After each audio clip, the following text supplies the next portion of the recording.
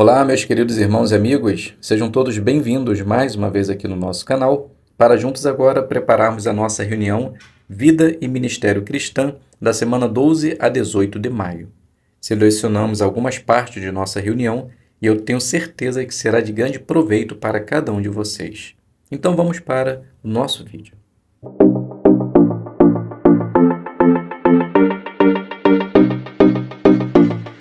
Então sejam todos bem-vindos mais uma vez aqui no nosso canal. É um prazer imenso ter vocês aqui toda semana para juntos prepararmos as nossas reuniões. Espero que esteja tudo bem com vocês e que Jeová possa continuar abençoando a vida de cada um de vocês. Pegue a palavra de Deus e vamos juntos tirar joias espirituais, preparar nossas joias espirituais, que se encontra no livro de Provérbios, capítulo 13. Com certeza será de grande proveito para nós. Então vamos iniciar fazendo a leitura do livro de Provérbios, capítulo 13, o versículo 24, é o texto que aparece em nossa apostila, que diz assim: Quem refreia a vara odeia seu filho, mas aquele que a ama não deixa de discipliná-lo. Então a pergunta, baseada no livro Perspicaz, volume 1, é: que conceito errado alguns têm sobre amor e disciplina? Então, nós podemos responder da seguinte forma: muitos têm o conceito que amar é ser liberal, sempre dizendo sim e nunca não. Mas isso, na verdade, é exemplificado como alguém que, na verdade, odeia o seu filho, pois quem ama, disciplina, assim como Jeová faz com cada um de nós. A segunda pergunta: que joias espirituais você encontrou na leitura da Bíblia desta semana? Então, agora sim, vamos selecionar alguns versículos e comentar a base deles. O primeiro selecionado é o Provérbios capítulo 13, o versículo de número 1, que diz assim: O filho sábio aceita a disciplina do pai, mas o zombador não dá ouvidos à repreensão. Essa é uma realidade da vida humana desde quando o mundo é mundo. A desobediência só traz consequências trágicas, e sentimos isso na pele hoje. Então, esse versículo nos ensina que a obediência e a aceitação dela nos dará sabedoria. Do contrário, seremos considerados zombadores. Que eu possa continuar obediente aos meus pais e jamais deixar de ouvir meu Pai maior, Jeová.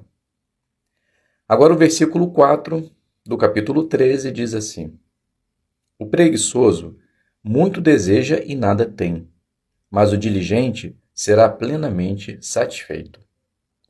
A palavra de Deus diz que quem não alimenta os seus é pior do que alguém sem fé, ou seja, a diligência anda junto com a fé, mas o preguiçoso não tem nada e, se tem fé, acaba perdendo.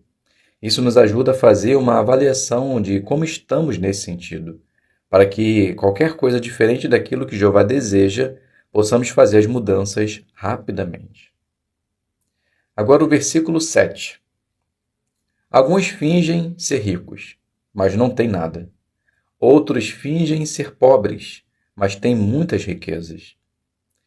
Esse versículo me ensina a importância de não ser hipócrita, demonstrando ou falando aquilo que não sou ou que não faço, mas devo sempre manter a minha postura digna de um servo de Deus, pois nem sempre as pessoas demonstram o que realmente são. Mas nós devemos sempre demonstrar na íntegra o Deus que servimos. Agora o versículo 8.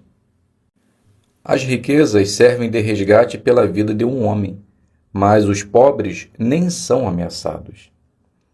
O dinheiro com certeza é de grande ajuda, principalmente no momento que estamos vivendo, onde cada dia sobe os preços dos alimentos. No entanto, traz também preocupações para a vida de quem tem, pois a insegurança é constante. Já o pobre tem um pouco mais de tranquilidade, pois não precisa pensar jamais no seu resgate. Que possamos avaliar com carinho em qual lado estamos ou queremos estar. Provérbios capítulo 13, versículo 13 diz assim: Quem despreza a instrução será punido, mas quem respeita o mandamento de Deus será recompensado. Como testemunhas de Jeová, sabemos que Jeová é um Deus justo e perfeito, e qualquer disciplina que Ele nos dá através da palavra de Deus sempre será para o nosso benefício. Por isso que jamais devemos desprezar os mandamentos de Deus, pois a desobediência está com os tolos. Agora o versículo 20. Quem anda com sábios se tornará sábio, mas quem se junta com tolos acabará mal. Esse versículo nos ajuda a entender a importância de escolher boas amizades, tanto dentro bem como fora da congregação.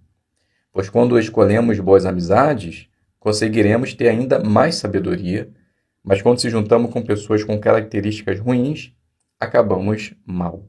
Então, desde já, devemos fazer boas escolhas. Versículo 24.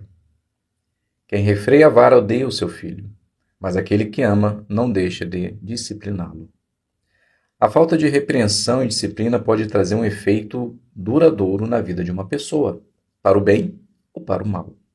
Quando não refreamos certas atitudes de nossos filhos, demonstramos falta de amor. Mas quando amamos, damos disciplina.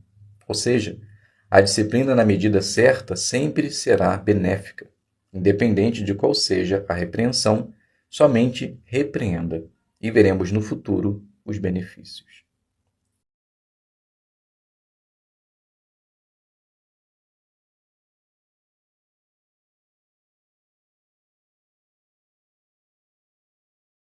Então, iniciando, vamos fazer a designação número 4 e iniciando conversas.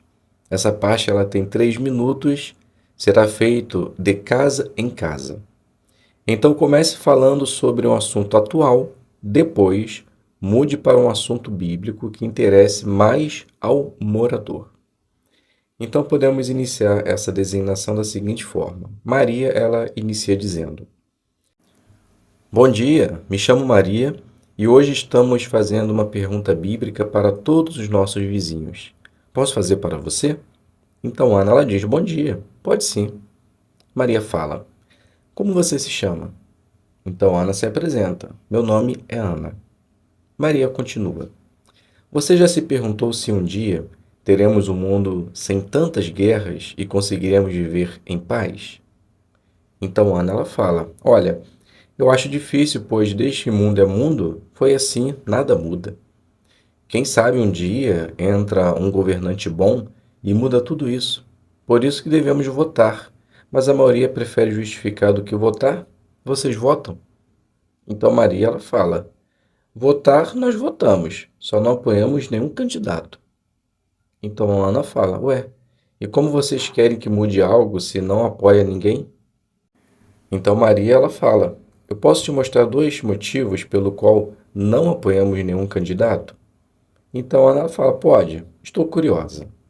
Então Maria diz: Veja só o que diz Jeremias 17:5. Então faz a leitura e depois diz: Notou? A nossa confiança não pode estar pautada em meros humanos, pois eles são falhos e mortais.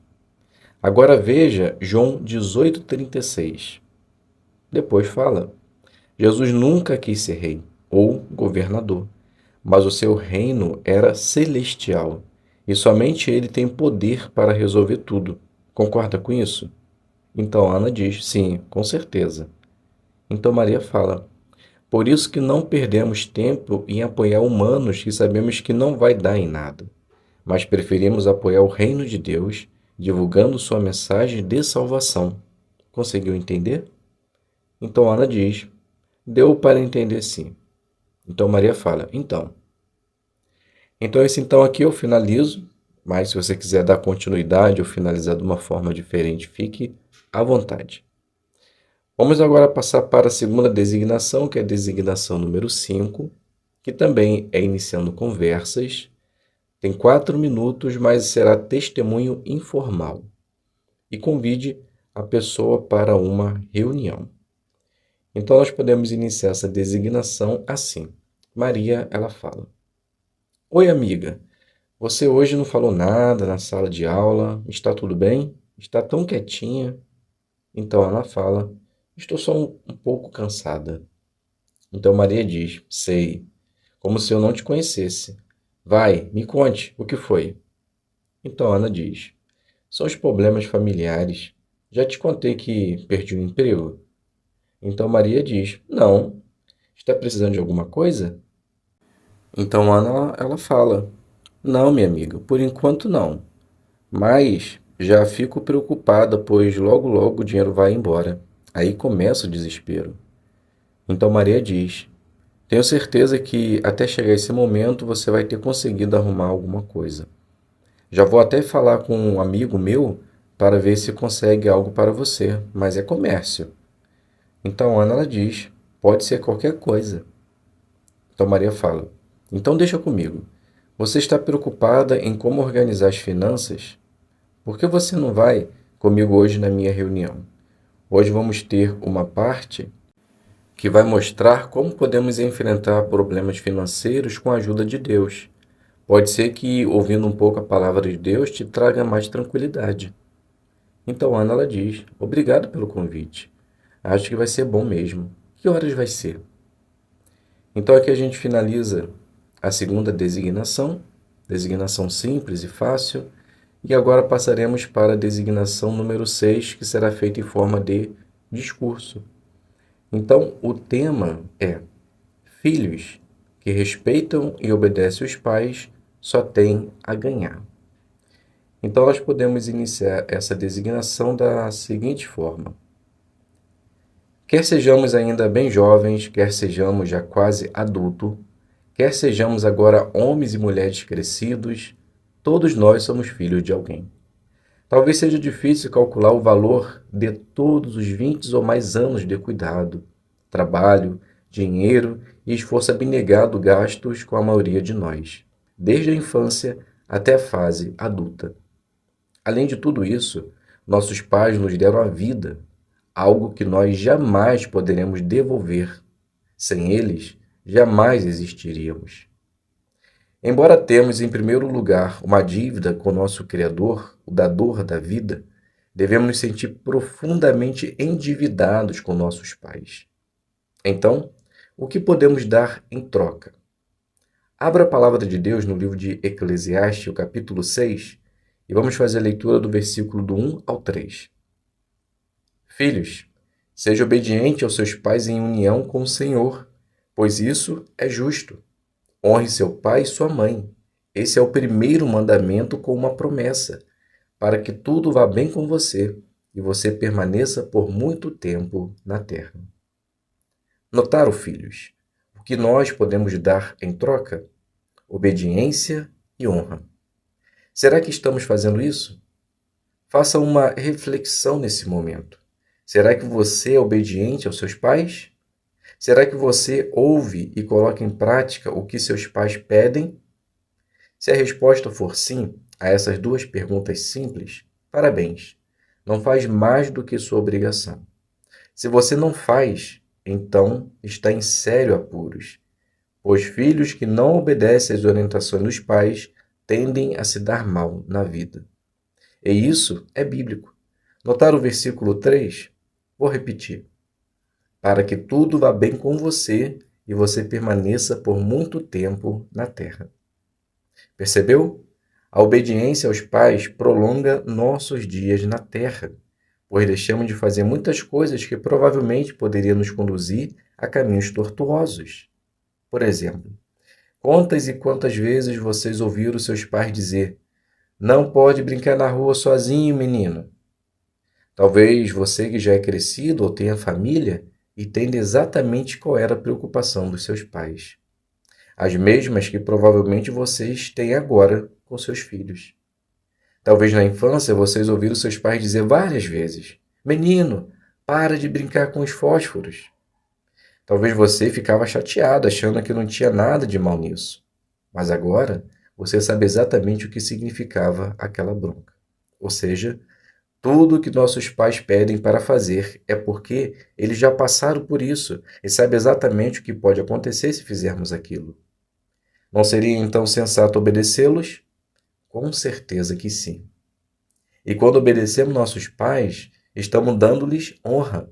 Honra essa pedida por Deus para que nós, filhos, façamos.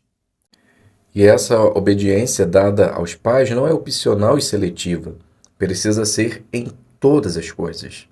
Veja se não é isso que diz Colossenses 3,20. Filhos, em tudo seja obediente aos seus pais, pois isso é agradável ao Senhor. Perceberam? Devemos obedecer nossos pais em todas as coisas, em tudo. Podemos ter absoluta certeza que, se continuarmos obedientes aos nossos pais, dando honra aos nossos pais, Jeová multiplicará nossos dias na terra.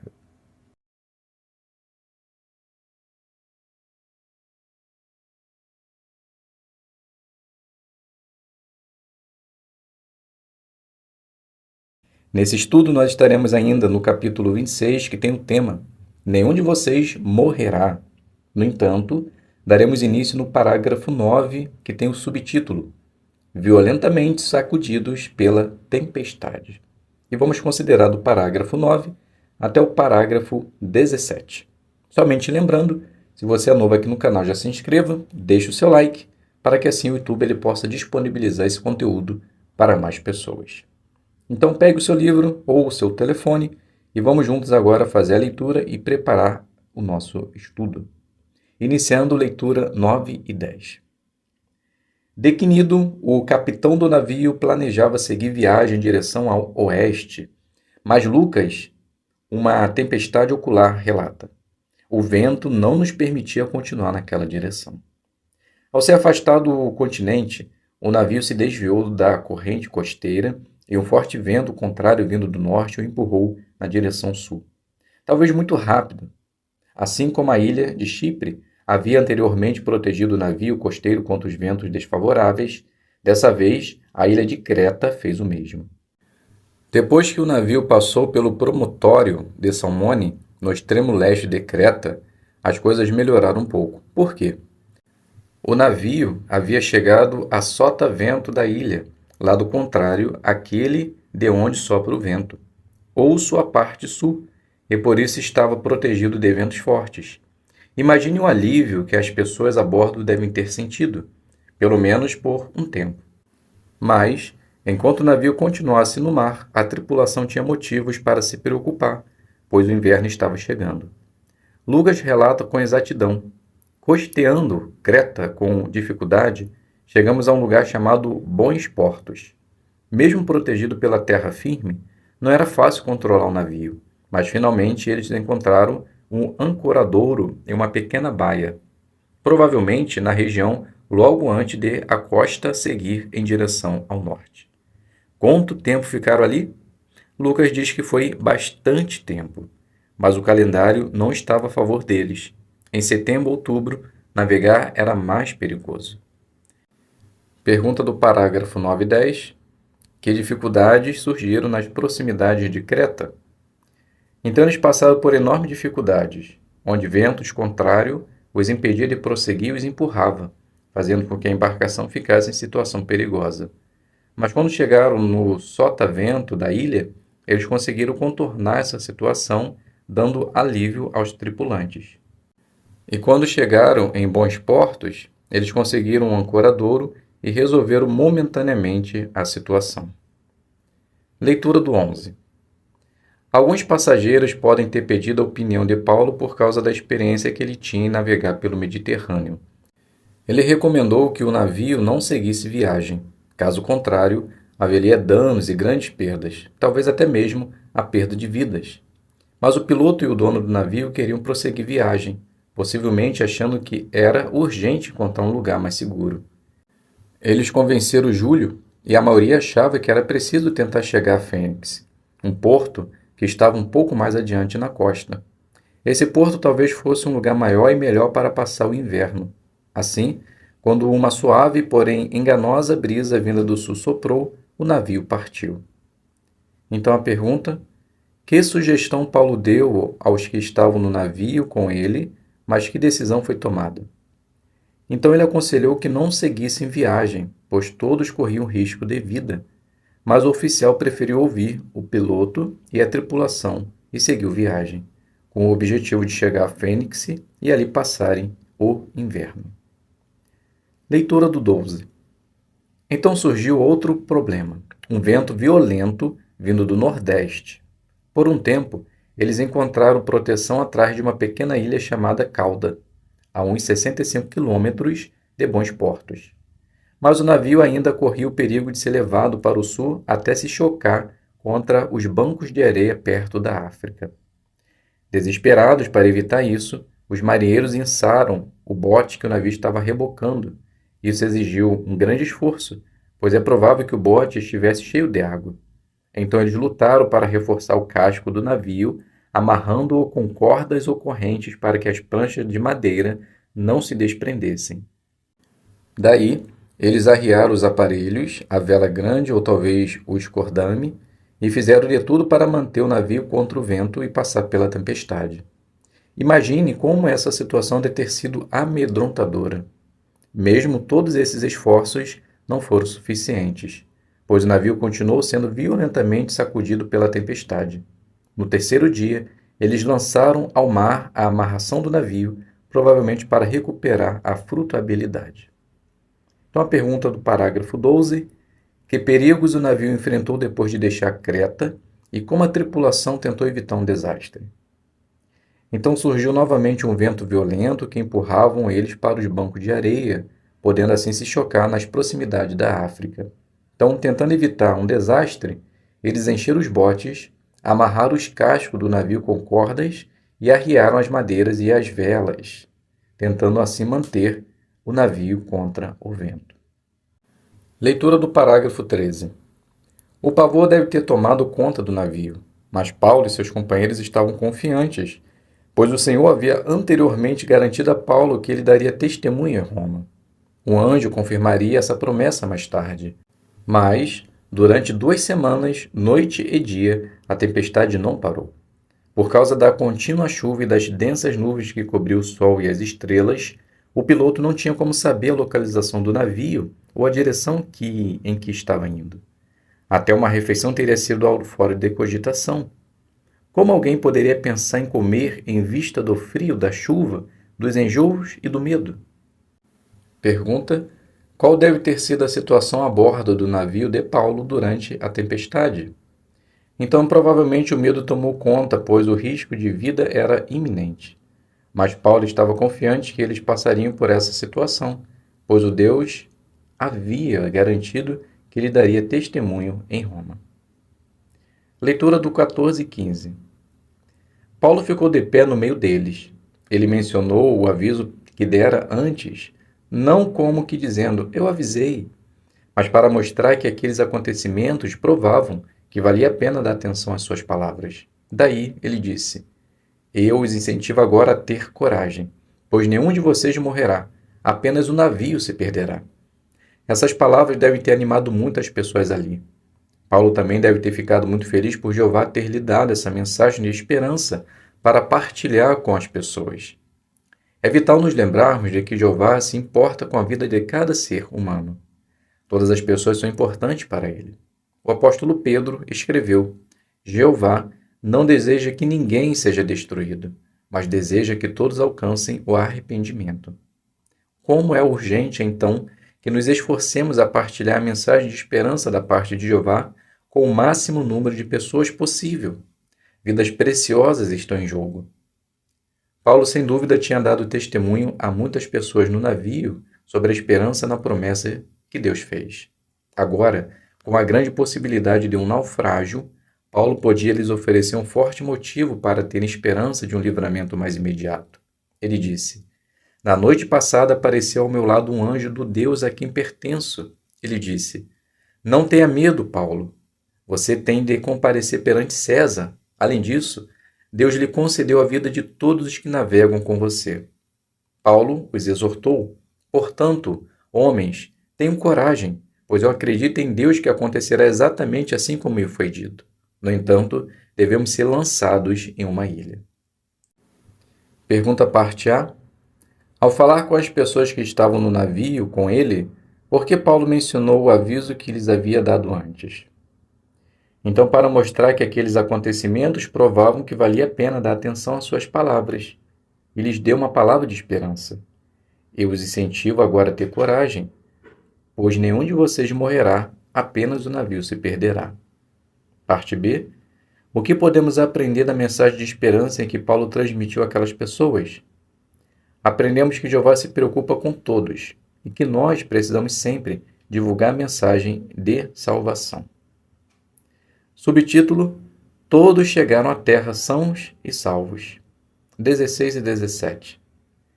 Depois de 2 semanas aterrorizantes, durante as quais o navio foi empurrado pelo vento uns 870 quilômetros, os marinheiros começaram a suspeitar que o navio estava se aproximando de terra firme.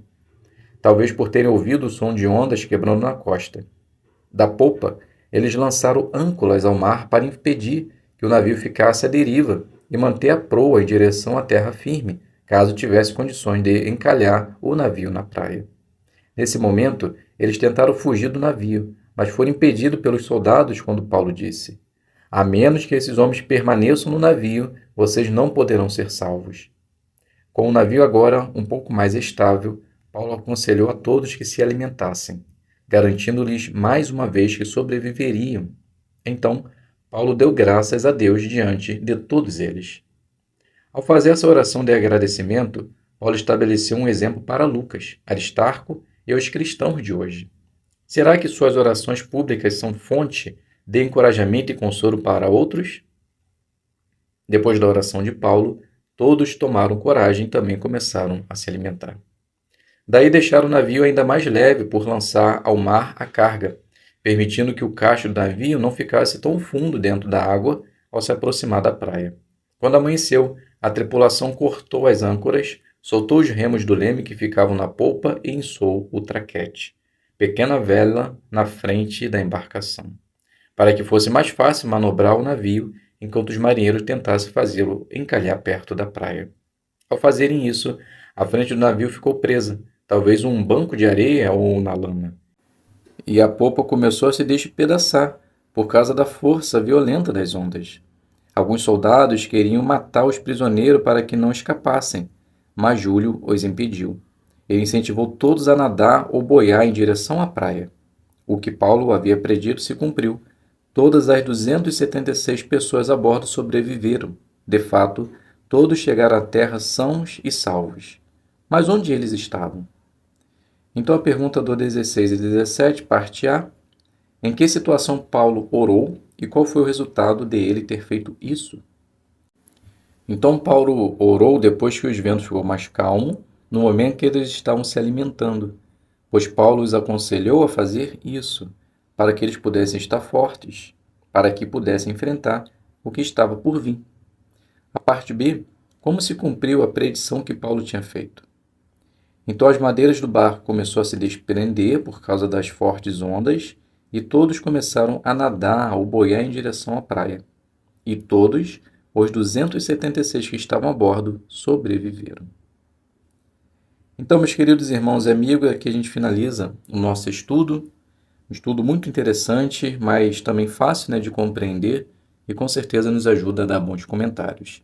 Muito obrigado a todos pela presença, fiquem todos na paz de Deus e até um próximo vídeo, se Deus quiser.